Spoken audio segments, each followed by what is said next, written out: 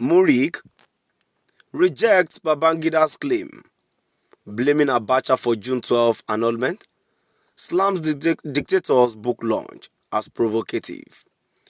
My dear listeners, another interesting news I bring to your listening yesterday. Moving on to the full details, kindly please ensure you like, subscribe to this channel and share. An Islamic human rights organization, the Muslim Rights Council, MURIC, has rejected attempt by former dictator General Ibrahim Babangida retired to exonerate himself from the annulment of the June 12, 1993 election fiasco. This was disclosed in a press release issued on Sunday, February 23, 2025 by the group's executive director, Professor Ishaq Akitola. In his memoir, A Journaling Service, launched at the Transcorp Hilton in Abuja on Thursday, February 20th, 2025, Babangida blamed the late dictator General Sani Abacha for the annulment of the 1993 presidential election and accused him of plotting to overthrow his government violently. In the 420-page book, Babangida delves into the controversy surrounding the annulment of the June 12, 1993 presidential election, which was won by the late MKO Abiola of the Social Democratic Party, SDP. He described the annulment as an accident of history and expressed deep regret over the incident. Babangida, who was the military president at the time of the election, revealed that he was in Katsina when his second-in-command, press secretary, announced the annulment without his knowledge or authorization. According to Babangida, he later discovered that Abacha, then his chief of defense staff, who subsequently became the military head of state, led the opposition against the June 12 election.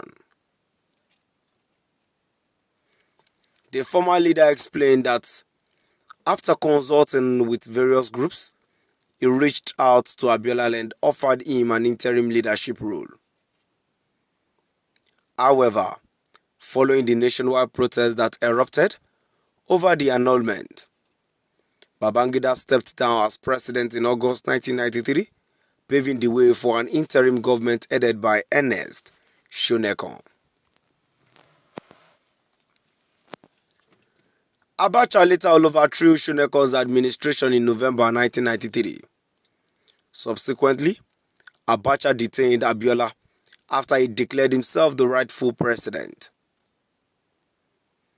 The statement reads, "We of the Muslim rights concern, MURIC hereby totally reject all attempt by the former military dictator to exonerate himself from the annulment of the June 12, 1993 election fiasco. The former dictator should stop blaming others for all that happened.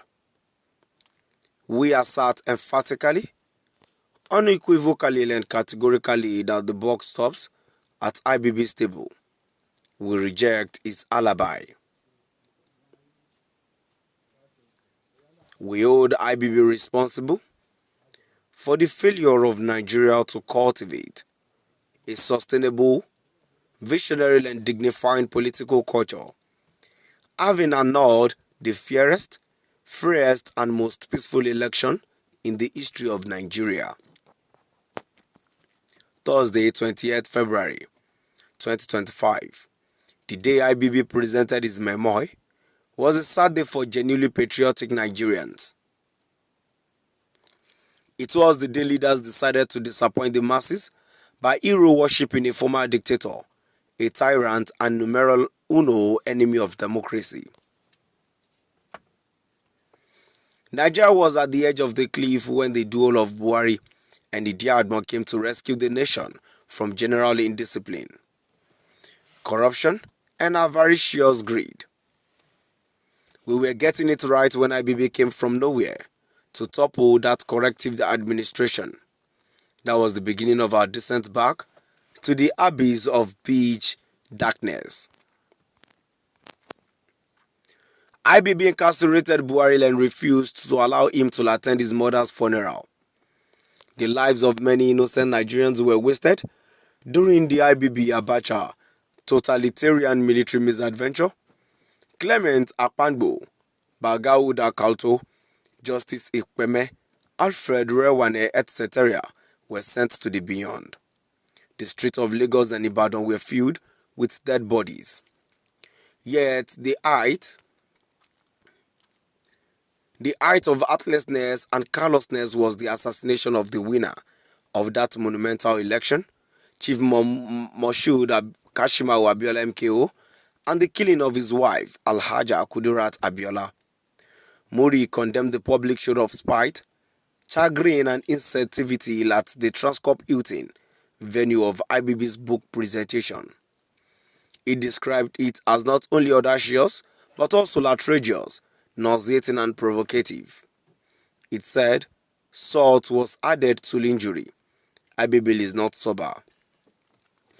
Our leaders have failed to learn the art of healing. They do not understand the people they are leading. We are separated by a wide gulf. Arrogance and impunity and cancerous tumors which eat deep into the anatomy of love, unity, tolerance, and forgiveness. My dear listeners, now we've come to the end of our today's news. Please do drop by at the comment